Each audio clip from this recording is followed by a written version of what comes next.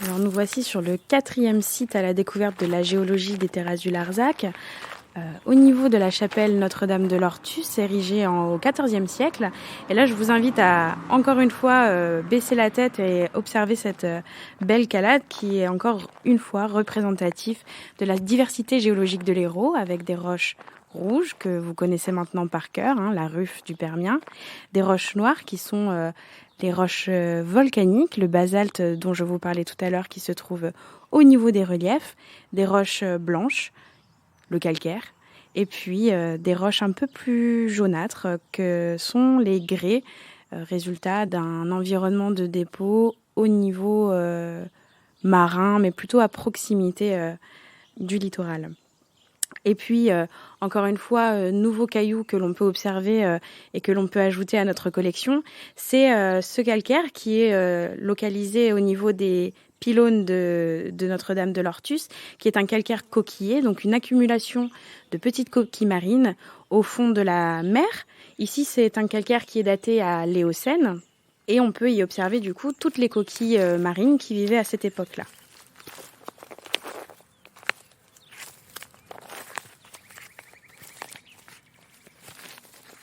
Alors la chapelle Notre-Dame d'Ortus, près de Serras, est au milieu d'un grand épandage du Quaternaire qui commence vers Montpérou et qui descend très loin vers le sud, donc en arrivant jusque vers Serras, et donc on arrive presque vers Clermont-Lérault. Donc là, on est sur un terrain où il y a un peu des terrasses anciennes de la Lergue et des niveaux qui sont des niveaux d'épandage donc pendant le Quaternaire à partir des cailloutis calcaires qui donc s'étendaient depuis Montpérou jusque ici à cet endroit de la chapelle de Notre-Dame d'Ortus.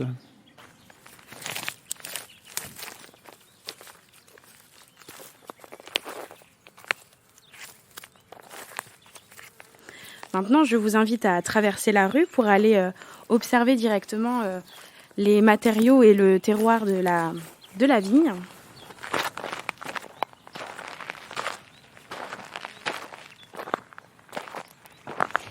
Alors ici, on peut observer le terroir, un des terroirs que composent les terrasses du Larzac, qui est le terroir des galets roulés. Alors on est sur une terrasse fluviatile, c'est-à-dire qu'en fait, à certains moments de l'histoire, on avait des reliefs, on avait des bassins, on avait la mer. Et ici, à un moment donné, on a eu une rivière bien plus large que l'Hérault que l'on connaît aujourd'hui, et une rivière avec une dynamique assez singulière à cette époque-là, qui a porté des matériaux très très lourds, des galets, etc., qui venaient se déposer sur le lit de la rivière. Maintenant, avec l'érosion au fur et à mesure, et puis le vent, l'eau, etc., on est venu au niveau du sol enlever les particules les plus fines, et ce qui va garder sur la surface du sol ces galets roulés, ces beaux galets roulés que l'on connaît dans beaucoup de vignes françaises et qui donnent cette particularité, en tout cas juste ici au terroir du côté de Serras.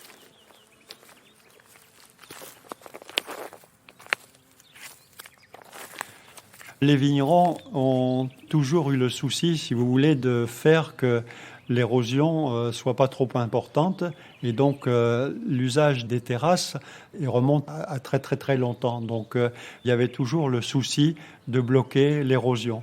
Donc c'est très souvent des terrasses qui ont été bâties il y a très très longtemps. À l'époque romaine, les Romains, disons, savaient qu'il valait mieux mettre la vigne en altitude, et les terres qui sont favorables pour les céréales très souvent sont dans les basses plaines où il y a le plus d'eau, et très souvent aussi dans la région près des villages, les terrasses basses étaient utilisées comme jardins parce qu'on pouvait récupérer de l'eau à la rivière et arroser les jardins. Donc il y a des endroits qu'on appelle les hortes qui sont des zones d'anciens jardins. C'était un classique de l'agriculture déjà à l'époque des Romains. Alors nous, on est vraiment au pied du plateau. On est sur les éboulis calcaires, des calcaires dolomitiques du plateau. Donc en fait, c'est l'érosion qui a créé ce paysage. On a des rivières qui passent dans chaque vallée, qui s'appellent des reculées. Il y a toutes ces murets en pierre sèche, ces petites cabanes en pierre, ces tas de pierres qu'on appelle des clapasses, qui parlent et qui sont forts de... pour moi, j'y suis plus qu'attaché maintenant. Ça fait 17 ans et j'avoue même plus que ça, puisqu'on est arrivé en 2003. Donc on est vraiment attaché à ces cailloux, quoi, qui rythment nos vies, qui permettent de drainer. Donc le rôle de l'eau qui est très très important ici. Le rôle de portant, on peut tomber 300 mm ici dans la journée et le lendemain on peut passer en tracteur. Donc ça c'est quand même très très appréciable. C'est un autre rôle aussi important, c'est que ça protège le sol de la chaleur. Parce que les cailloux font comme un mulch en fait, et comme il y en a beaucoup, ça évite d'avoir une cuisson. Parce qu'évidemment quand on a un sol nu, voilà, d'où l'intérêt d'avoir des cailloux, de l'herbe ou un couvert pour protéger ce sol.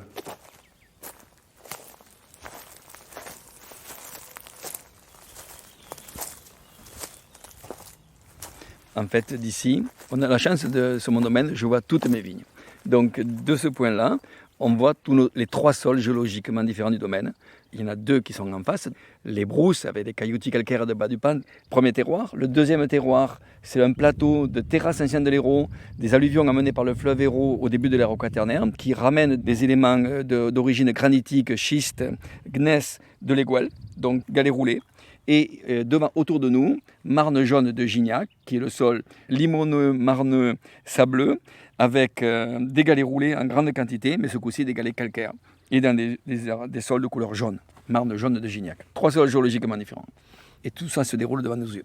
Il y a même des noms de cuvées qui mettent en avant les différentes géologies de certains collègues, les calcaires, les marnes bleues. Il y a plein de cuvées qui portent le nom géologique. Et c'est vrai que cette mosaïque de terroir fait partie de notre culture de la vigne. Et pour ma part, on a 17 hectares.